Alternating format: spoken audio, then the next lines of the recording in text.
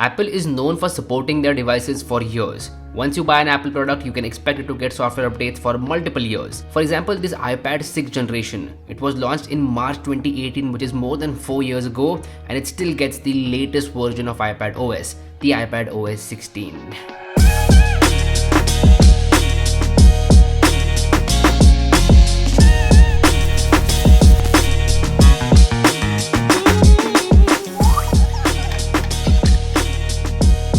I hope you're drinking your water and staying hydrated, because that's the main thing. Stay hydrated, guys. Stay hydrated. Also, this is a very cool matte black bottle which also shows me the temperature of the water inside. I've made a YouTube short video about it. I will make sure to link to it in the description box below. It's right here on this channel, so yeah, go ahead and check it out. But anyway, hey guys, Harsh here and welcome back to Technolobe. Today we're talking about iPadOS 16. See, the thing with software updates is that they're great. Every time you get a major software update on your phone or tablet, it feels amazing because it changes the look and feel of your device. Basically, a software update will make your gadget alive again. And we all know that Apple has been doing a very good job in terms of software updates, and this iPad 6th generation is a prime example of that. I bought this iPad 6th generation back in 2019. I've been using it for 3 years, and for 3 years it has been getting major software updates, and it gets one this year as well. I went ahead and installed the beta version of iPadOS 16 on this iPad 6th generation, and well, let's talk about that.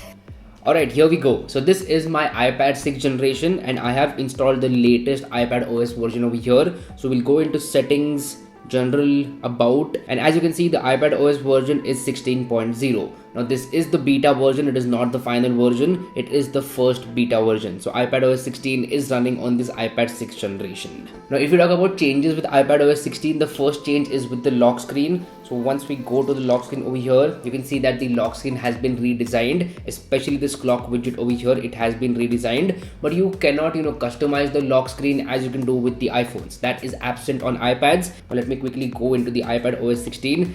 And the next couple of changes are with the Apple Pencil. I'm going to take this pen and let me write something. I'll just write down my name, Harsh. Then I'm going to go ahead and select it. And once I do that and tap over here, I have a new option called as straighten. So I can quickly straighten the text. And here we go. It's as simple as that. Not only that, there are a couple of new options over here. Once I click this option, I can quickly add text or add signature. Add signature is a very handy tool. So if you quickly want to sign some documents, you can quickly add your signature using the Apple Pencil. Then you can quickly add some shapes as well. You can add a square, rectangle, circle, arrow, star, whatever you want. Let me quickly add a star over here. And that is a pretty handy feature. You can do all this with the Apple Pencil. And it's good to see that even a 4-year-old iPad is getting all these new features, especially for the Apple Pencil. That is an incredible experience, trust me on that. Now before you move forward, if you're wondering about this awesome shirt, it's from our own brand called as the Dot Company. We make some awesome stuff, half cotton shirts, wallets, t-shirts, caps, and a bunch of other things. So definitely check out Dot Company by clicking the link in the description box below. And as a bonus to all of you guys, you can avail free shipping by using the code Technolobe. So yeah, definitely go ahead and check out Dot Company, you won't regret it. Now the next change is with the Files application. So if you go to the Files application over here, you can rename files now, and this has been changed in a very good way. So you can see that this file is .jpg. If I long press over here and go to rename, I can also change the file extension now. So if I quickly want to make it png, I can do that. .png, done, and I will use .png. So basically you can change file extensions also. This was absent before and it is present now in the Files application. Now there are some new multitasking features as well. For example, Stage Manager, but Stage Manager is limited to M1 iPad. So the iPad Pro and the iPad Air with the M1 chip, it's limited to that. That is not coming to these regular iPads. Apart from that, you get a lot of useful features, like in the Photos application, you have a new tab called as Duplicates. Basically, it will find all your duplicate photos and you can just merge those photos to save up some space. This is also coming to contacts. You can merge duplicate contacts, and yeah, it works really well. Apart from that, there is a new weather app for the iPad. So if you go to the weather app over here, this is a new application, and Apple has done a good job in terms of using the space in this application. You can see a lot of information. You can see the wind speed, you can see the sunrise sunset time, UV index, and a lot of other data. This data is represented in a very good way, and you can add multiple cities as well. For example, I'm seeing the weather of Zurich over here because it's one of my favorite cities in the world.